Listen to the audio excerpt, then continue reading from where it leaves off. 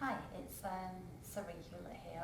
We get asked a lot of times when people start doing Pilates or they start doing core work, the biggest thing is how to know if you're doing it well and what you really need to know. And what generally people want to know is what position should they be in, what does it feel like, and how do they know that they're working their core. So that's what I'm going to go through just in this little bit of how to start Pilates or how to start core work video.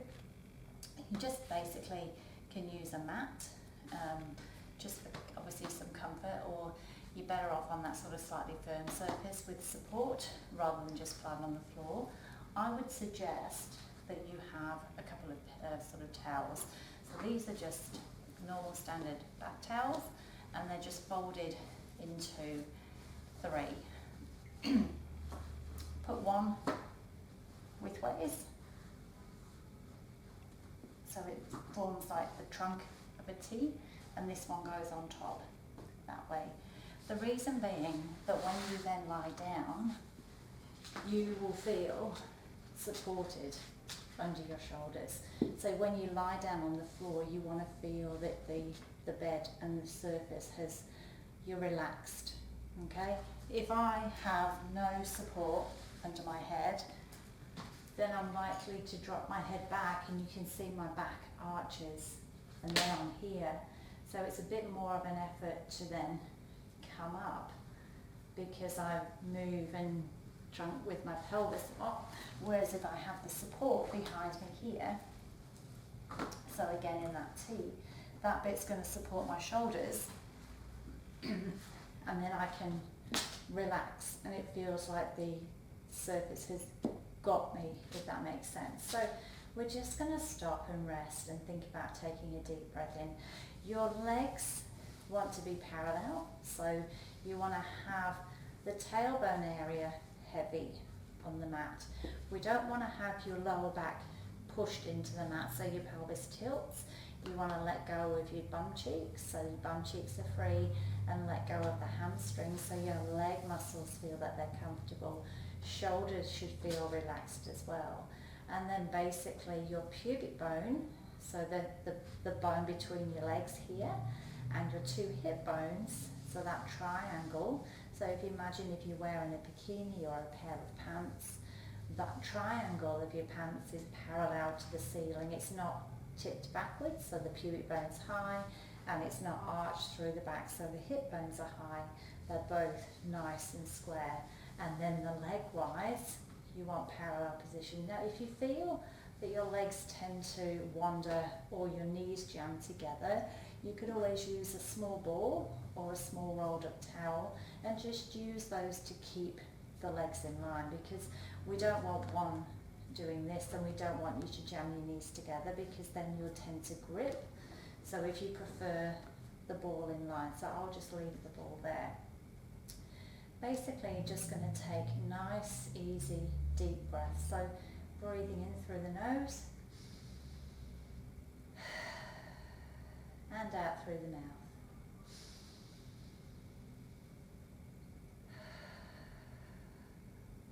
If you carry on and do another couple of breaths yourself, just want you to feel and do a little bit of a body scan, and just bring your sort of attention to any areas that might feel are a little bit tense, and just try and get them to relax out.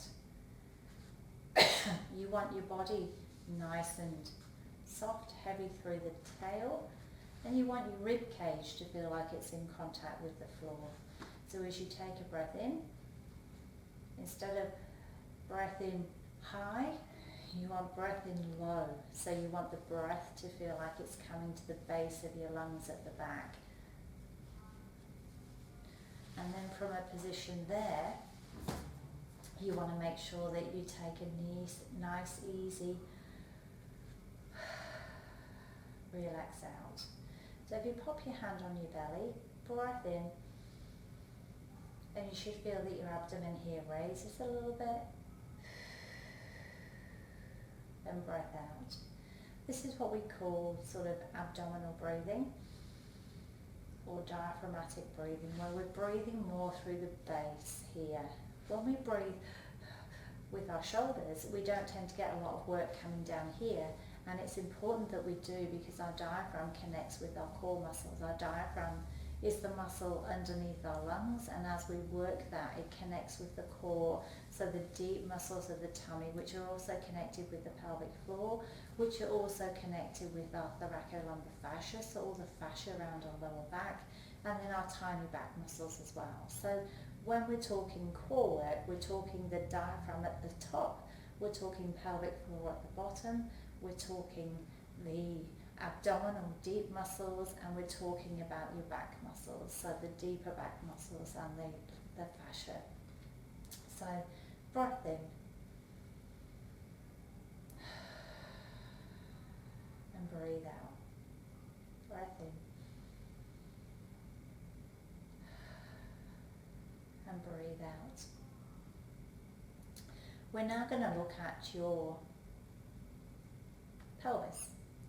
So I'm going to get rid of the ball, and I'm going to have a little feel around with the pelvis.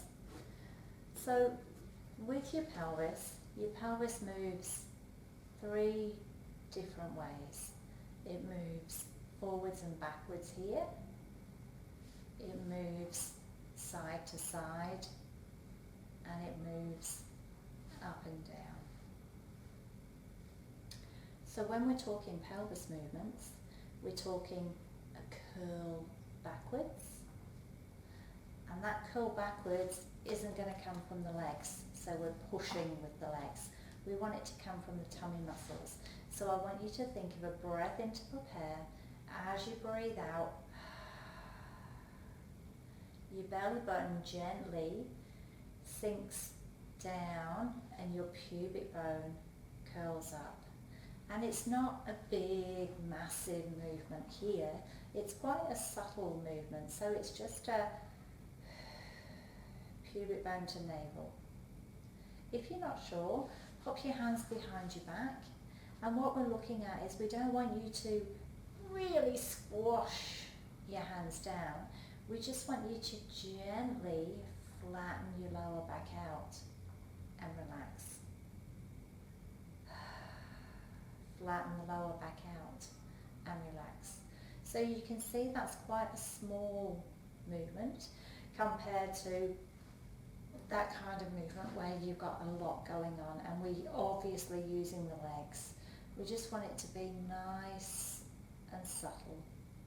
So once you've worked out how that works, you can either do it where we rotate, so hands on hips, and you guide your pelvis by pushing the thumbs down towards your ankles and pulling the fingertips towards your shoulders or armpits, and that gives you the same effect.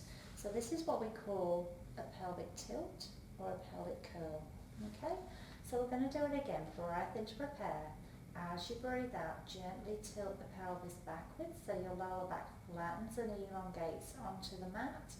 And as you breathe in, we just let that return to normal. So as you exhale, we gently roll the pelvis backwards, and as you inhale, it comes back to normal start position. So this is your neutral spine, and we're coming into a posterior tilt. So that's your pelvic tilt backwards, okay? Breath in to prepare, and gently curl backwards. Now what we're talking about when we're talking an imprint is we just want to gently straighten and flatten out those vertebrae. So we're not going into a complete curl, we're just gently lengthening the lower back so it's straight, and then it relaxes. Okay, and we might use that for some of the harder exercises like hundreds, where we want the back to gently imprint, and it just helps support us so we're not then straining our spines. Okay, so we're going to start again. Breath in to prepare. Take a breath in. As you exhale, curl the pelvis backwards, and then release it to center. And again, breathing out. And release to center. If it makes it easier, think that your pelvic bowl or your stomach is a bowl of water, and the bowl of water is full, And what we're trying to do is gently swish the water out onto your chest and then bring that bowl back. So we're letting the water tip a tiny way onto your chest and we're bringing it back. Now if you put your hands on your tummy, as you breathe out, you should feel that your tummy sinks and it flattens away. If you're working too hard, your belly's going to blow out. So as your hands are on the chest here, or on your belly rather, as you curl, you should feel that the tummy sinks. If you feel that the tummy pushes out and it pushes into your hands, you're doing too much and you're actually then bracing and expanding and using some of your deep hip flexors. So that's a good tip for you if you're looking to work out if you're using your core muscles too much. Okay, so we're going to take it now to use the arms. This time I want you to keep your pelvis nice and still. We're going to take an inhale. As you breathe in, we're going to float the arms up towards the ceiling, but we're going to make sure everything around the pelvis stays still. Now what we might want to do is just brace here and really hunker down and move the arms. What I want you to do is keep this nice and still, and as you feel that the arms have got balloons attached and they float. Now what sometimes we'll want to do is really brace through the shoulders and bring the shoulders up to the ears. But same thing again, we just want you to float so the arms feel quite light and they come back down. So again, we're going to take a breath in, and as we breathe in, the arms are going to float up.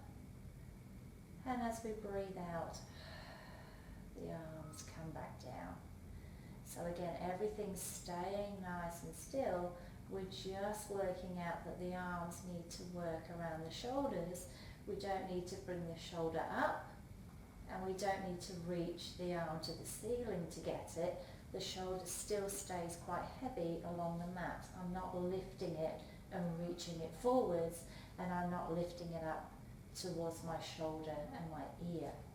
So breath in, we float the arms up, we stay nice and still, and as we exhale, we come back down. So you can see as I'm moving here, my pelvis stays nice and still, and as I'm moving here, my rib cage stays nice and heavy on the mat. Okay? So this is what we're talking when we say keep the pelvis in neutral, keep the rib cage nice and connected, because otherwise we tend to get this going on and we arch. Okay? So to make that work a little bit more and we can feel our tummy, instead of just coming up to 90 degrees here, we're going to reach the arms backwards as far as we can without that happening. Okay, so we still want to stay neutral and everything through the pelvis and through the body, but this time we float the arms up and we reach backwards and we keep the rib cage nice and heavy on the mat. We don't let the back come up, and again we breathe to come back. Okay, so this time we're going to do it 2 breaths. We're going to take an inhale till we reach the ceiling, and to help us stay stable through here, we're going to breathe out, so our breathing helps us stay heavy on the mat. Okay, we breathe in to come back to center, and we breathe out to return back to the floor. So it's an inhale, reach up, thumbs are leading the way. Exhale, stay rib cage nice and heavy on the mat. Don't go so far backwards that we have to raise the rib cage. The rib cage wants to stay still, even if you only reach to here. And we come inhale back to center, exhale, return. So again, we float the arms up to center, and we reach them backwards. We float the arms up to center, and then we reach them forwards. So the idea with this is that when we start doing some of the more complex exercises, whether we're here and reaching or whether we're here, that we're able to control the pelvis. We're not then bracing and forcing everything and arching and doing all sorts to make us work harder. Okay? So when we start moving the arms, we still want to have control, and we want to make sure that the core muscles are working and they're not letting go by letting us arch. Okay, so think there's a pair of braces at the end of your rib cage, and that brace is connected to your pelvis. So as you lift here, the brace and the pelvis stay same distance. We're not letting them stretch. So that distance to this distance then doesn't change. Okay? So inhale, exhale, inhale, exhale. So these are called arm arcs, and we might alter them by having a scissor pattern. We might alter them by having you do like a port de bras pattern where you're coming up and around, and that will happen in some of those harder exercises where we start working and doing exercises with double leg stretch, but it gives you the idea that we still need to stay focused and controlled through the tummy. Okay? Then when we're starting to move with the pelvis and we're starting to move with the legs, we still want the top section to stay nice and heavy. So when we're starting to lift a leg up into our dead bug position here, what's happening is we again don't want to curl, and we don't want to be pushing and pulling and changing our leg position. We're literally just floating the leg up around the hip joint. So the pelvis isn't changing position, the leg just lifts and we bring it back down. Okay? So again, as we lift, we just want to float it up, so we're at 90-90 through the hips and 90-90 through the knee, and we come back down rather than going from here and bending in and reaching out and bending in. Okay? So breath in to prepare. As you breathe out, tummy stays stable, rib cage stays heavy. Imagine there's a balloon on the top of the knee, and it's just going to let the knee float towards the ceiling, and then we breathe and it comes down. Okay? So take a breath in to prepare. As you exhale, we float the leg up. Take a breath in at the top, and as you exhale, we bring the leg down. Same again, breath in to prepare. As you exhale, we lift the leg up, and we're going to hold it for 3, 2, 1, and as you breathe out, we bring it back down. So we inhale to prepare, exhale, float it up, hold it for 3 as we inhale, and as we exhale, we bring it down. So we're going to swap legs over. As we're moving, because we're moving on the breath out is helping us stabilize. So it helps us keep our pelvis nice and still. We're holding for 3 as we breathe in, and then we're bringing the leg back down. This exercise is making us control our tummy, it's making us use our deep core muscle, and it's also making us use our deeper hip muscle. Most of us, when we do this exercise, are going to want to just lift and do it this way, and then we don't see the point because we can't work out what's going on. And when we do it quickly, what happens is we use our quads. So we just go, yeah, I could do this all day, and it's not going to make any difference. Whereas if we stay nice and still, float it slowly up for a count of 3, hold it for a count of 3, and slowly down for a count of 3, you'll start using the deeper muscles, especially if you're not just lifting and curling. So that's when people say, look, I've tried it before, I just felt I was lifting my legs and I wasn't doing anything, and they probably were just lifting their legs and not doing anything, because you need to really focus on letting that leg float and feel light, and the slower you do the movement, the more you have to recruit the deeper muscles. So I would float it for a count of 3, hold for a count of 3, and let it go down for a count of 3. The reason we want you to get this exercise well is so that when we start doing, again, those sort of harder exercises, they lead into like your bigger exercises and then all the reaching exercises. And if you've got the groundwork going well, then you'll get that muscle working well. So again, stable through the tummy, float the leg up and bring it down, but do it slow to a count of 3, hold for a count of 3, breathe out to a count of 3. And you might start to get achy around the front of your hips where it's just starting to fatigue, because generally if we've got hip flexors that are tight, they're also going to be a little bit weak. So you might find down that front area of the hip gets a little bit sore. Okay, and then we can start making those a bit harder. We might choose to do some alternating ones. We might choose 2 arms up, single leg. We might choose 2 legs up, moving the arms, or some toe taps to add on to it. So they're things that will start to prep you, and obviously as we start doing those, we might start adding some chest lifts, and then you're into the more advanced exercises. So these are all aimed at prepping you so that as you move and as you improve, you start being able to move a bit more deeply, but then progress a little bit more. And then one of the other things that we sort of struggle with being new to Pilates is bridging. And with your bridging exercise, what we're looking at is a curl from the pelvis, so that pelvic tilt we did at the beginning, and then we're lifting the pelvis up through each vertebra one at a time. We reach to here, and then we roll it all the way back down. So what we're looking at is a pelvic curl, and we're looking at each vertebra peeling up off the floor. We're not looking at a straight up thrust here, and you can see what happens is I'm arching my back into extension. What we want to do is imagine the body is in a sling.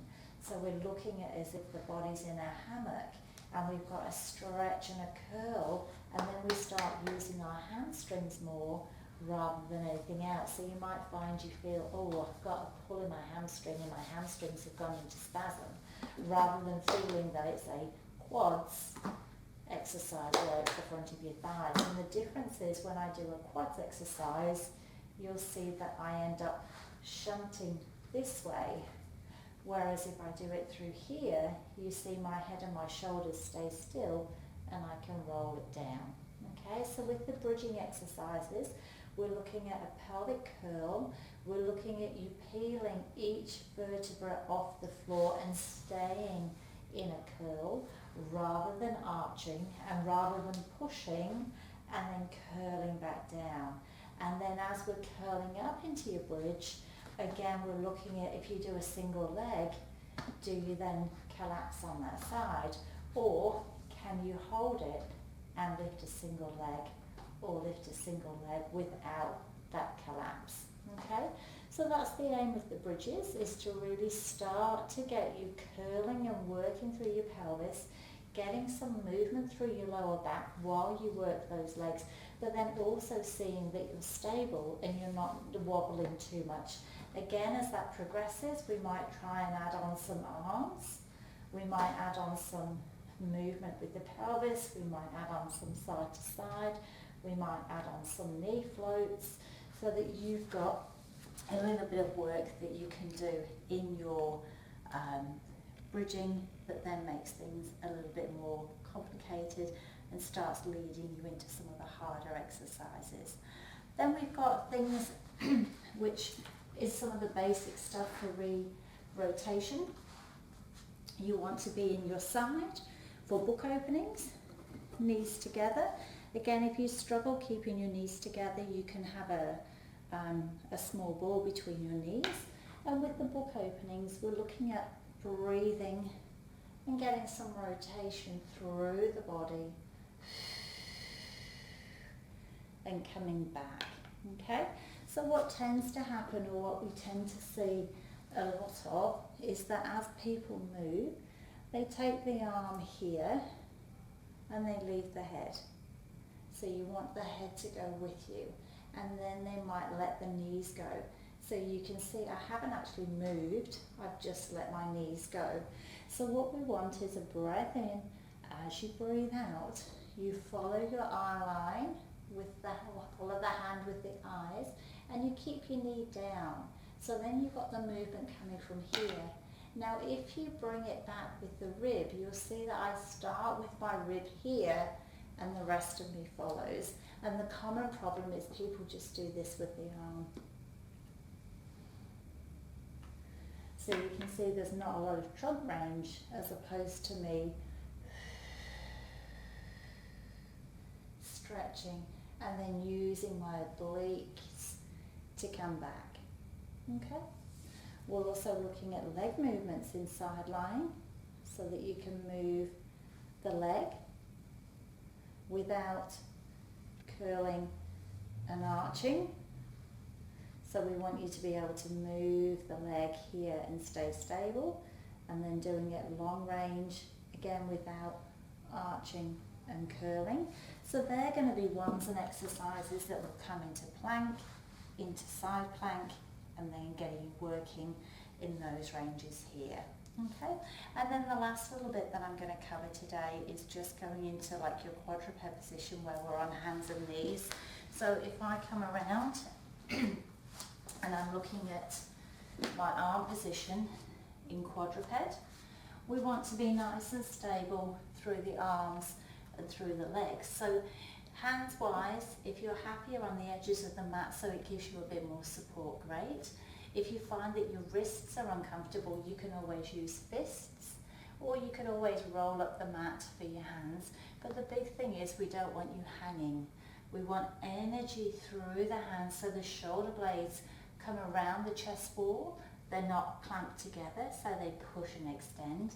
And we also want you to imagine that you've got a glass of wine or a ball balancing on your tail, so that as you move, you don't lose that connection. Okay, so you want your knees just slightly in front of the hips, hands under your shoulders, and the exercises are basically aimed at you reaching as you breathe out, reaching away with the limbs without moving, and then going into arms and legs without overly arching or collapsing or leaning or reaching backwards. Okay, so your quadruped would be exhale and reach, inhale and return. And we're talking about length away rather than height, which can cause you to cheat. The reason we do these exercises is because they're then going to lead into plank halves and then into full planks. So as long as you're strong through your arms, and that means your shoulders in terms of your shoulder stability, then we're going to get you stronger through everything else. And then the sort of traditional exercises that people associate with Pilates is some of the mermaid exercises. So in that sort of Z sit here, we want to be in that leg under your thigh, other leg, so it's a Z sit position. And the idea is that you don't have that hip hitched up. So if you aren't quite able to get that bottom on the floor, we can always use a pillow or a towel. And the mermaid exercises are up, reaching through, up and coming over. So again, they're aimed at giving you some stretch. So take a breath in, breathe out, take a breath in and breathe out. The idea is that you don't just lift the hip. The idea is that you reach over and you keep that hip down, and as you reach through, you're getting some stretch through the body. So again, when we start doing some of the harder exercises, or going into like your full side plank exercises where you might reach over the top, you've then got the capacity to understand where your weight is, and it's not in your shoulders, it's through here, that we can elongate and get good breathing and getting your obliques working along with your core, as well as some stability through your glutes. So hopefully that was a little bit of an insight into some of the basic principles behind when we're doing Pilates classes, what we're looking for, but also when we're starting like the basic movements, what they then lead on to. So if you can get some of the basics well, and you get the basics right, you're setting yourself up for a lot of the harder exercises that come further down the track. And things like your basic dead bugs that we did at the beginning, so the little leg lifts, they're the ones that then lead on to sort of the bigger hundreds exercises that you'll be working towards. So hope that was helpful, and as you work through, just think of how you're doing things. It's more important that you do 4 or 5 really, really well than you do 40 or 50 really, really poorly because you're rushing. Okay, so aim at doing 3 or 4, and if you can get those 3 or 4 well, you'll get some good strength build up.